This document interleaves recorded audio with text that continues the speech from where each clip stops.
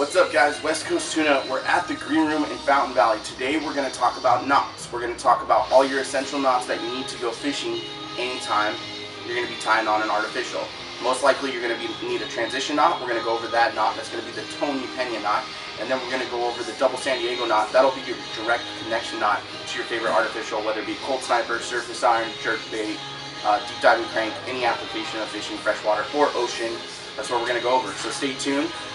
Camera angles are going to get a little weird because we're going to do some close-ups to make sure you guys can see all the tying of the knots. So stay tuned. Tips and tricks coming at you soon. What's up, guys? I know you could probably just see my chest. It's time to get started with the knot. We're going to be tying the Tony Pena knot. I like tying this knot for just about any for every transition knot I tie that's going to go through the guides, meaning freshwater bass fishing, saltwater bass fishing, yellowtail, bluefin. This is my knot of choice. We have pink label 40 pound. That's my fluorocarbon of choice for yellowtail and bluefin. I usually tie 30 or 40, and depending on the bluefin size, it'll go all the way up to 100. Then we have our 65 pound Power Pro. My favorite 65 pound Power Pro or 80 pound Power Pro usually works the best. It comes off the reel nice, it goes through the guides nice. So we're going to tie the Tony Pena knot.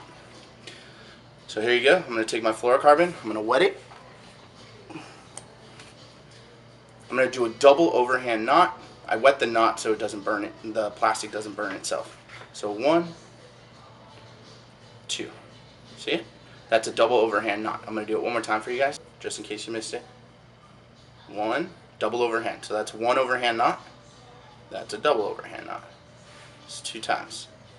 So before I cinch it down, I'm going to wet it.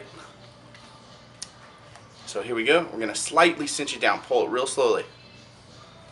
The knot will slowly make a figure 8. Hopefully you guys can see that.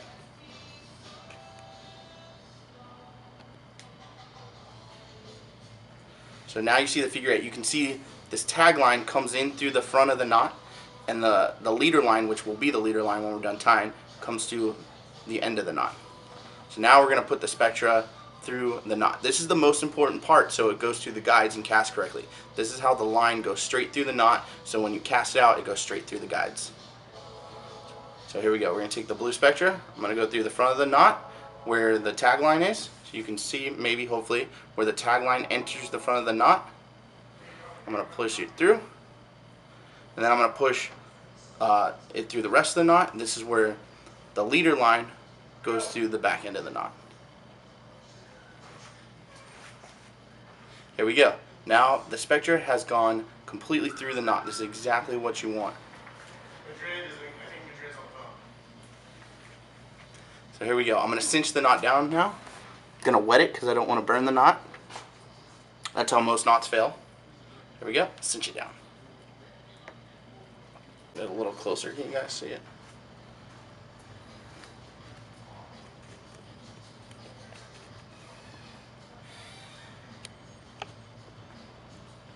Okay. Now we're gonna finish tying the knot. The reason I like this knot, it's easy and it's short to tie. Short amount of time to tie. So now you have the spectra coming through the knot. I'm going to pinch the knot here. I'm going to make a loop for later.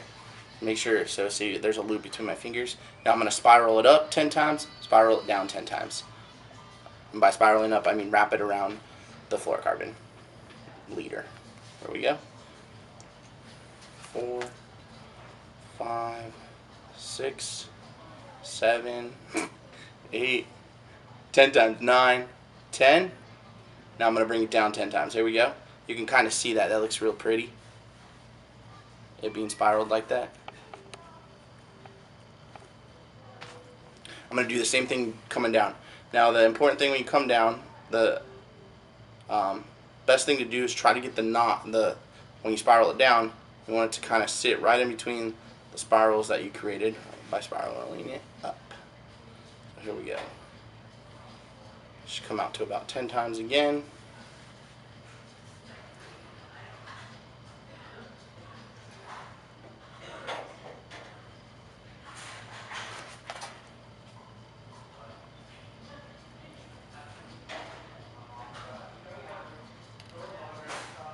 Now you can see we spiraled it down 10 times. Now we're back down to that loop that I originally pinched. Now here, this is an important part. I'm going to spiral it down 10. I went up 10 times, came down 10. I'm going to take the tag line, I'm going to stick it through the loop I made. Can you see that? Let's see. Make sure you guys can see that.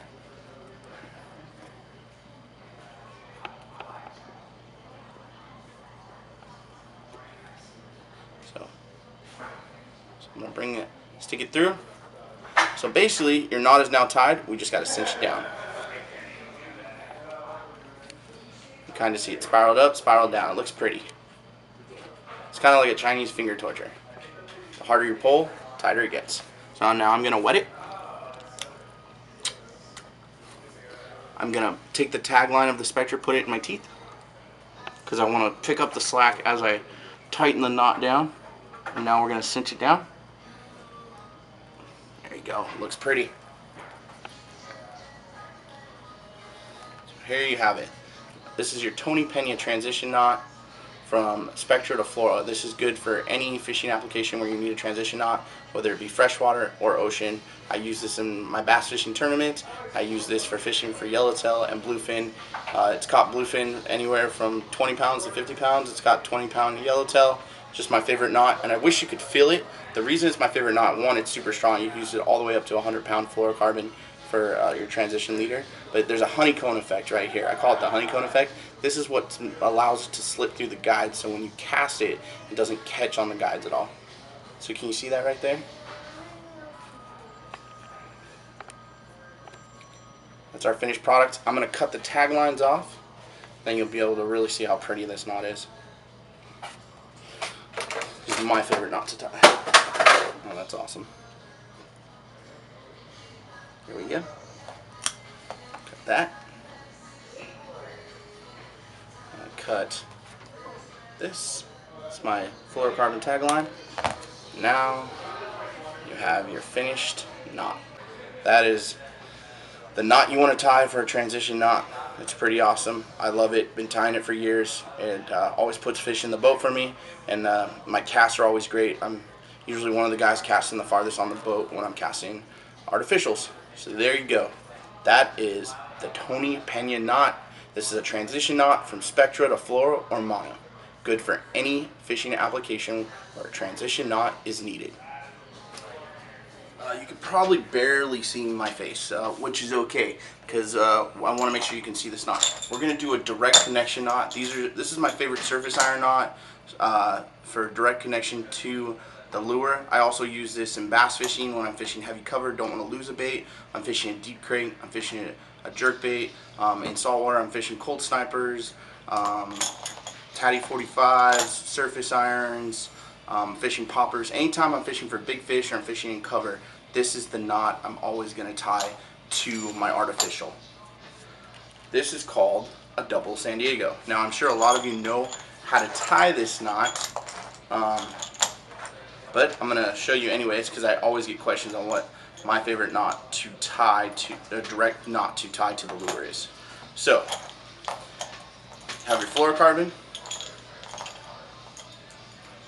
you got your surface iron, got your O-ring. I'm going to take the fluorocarbon like this, place it through the O-ring one time. So this is how you would tie a single San Diego. You start like this. This is a double San Diego. It's a little different. So again, I stuck my fluorocarbon through the O-ring. Now I'm going to take the end of the line, I'm going to go back through it. Now we have two strands going through the O-ring. As you can see, get some more line. There we go. So now we have two strands going through the O-ring. And now it's pretty simple. You're going to treat these two strands going through this like a single piece of line, and you're going to tie a San Diego. So the way you tie a San Diego, I'm sure many of you all know, but I'm going to break it down for you. I got double San Diego like this. I'm going to pinch both lines here. I'm going to create, you'll see, this is where it gets kind of confusing. You'll see it actually creates a loop over here where I pinch it. You see that? So now I'm going to wrap this around all my lines down 4 to 5 times. So 1, 5 times. Okay? Now I'm tying it with such big line so you can see it easier. Hopefully you can. So here we go. So now I have it spiraled down, I have a loop down here, I have a loop at the O-ring. I'm going to take this line right here, put it through this loop, like so, put it through the loop connected to the O-ring. Then I'm going to take that, put it through the top loop that I made. Here's your knot. Let's cinch it down, pull it tight. Always wet your knots before you pull them tight. That's how knots fail.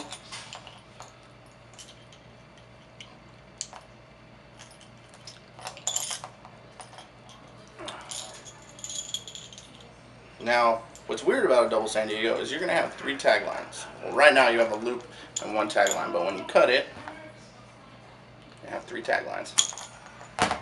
There you go. I'm leaving the tag lines long so you can see them. So there you go. That is a double San Diego. That is the best direct connection knot that I can recommend for pulling power.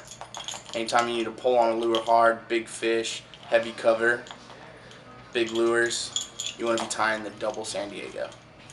Alright guys, that wraps up our video. Today we tied the transition knot, we tied the Tony Pena knot, which was the transition knot, and we tied your direct connection knot, which was the double San Diego. Both of these knots can be used in any fishing application, freshwater to salt. The direct connection knot, the double San Diego, is amazing anytime you tie to an artificial, whether it be a deep crank, surface iron, Colt Sniper, popper, jerk bait. It's an awesome knot for that, whether it be fresh or salt water. And then we also talked about the transition knot, the Tony Pena knot. It's a great knot, goes through the guides really amazing when you're casting that knot through the guides a lot. And you just can't go wrong with it. It's got a lot of pulling power. Today the products we talked about are all in stock at the green room. We talked about the 40-pound Pink Label Cigar, 30-pound or 40-pound, it's good stuff. Let's make sure you can see that. And then also at the green room, we have the Power Pro, which is my go-to Spectra, depending on what fishing application. In this video, we did 65 pounds. That's a good all-around. Use that for just about any fishing application where you're going to be using a conventional bait caster reel. So I hope you guys enjoyed the video. I hope you learned a lot. If you have any questions, comments down below. Remember, we got it all in stock here at the Green Room.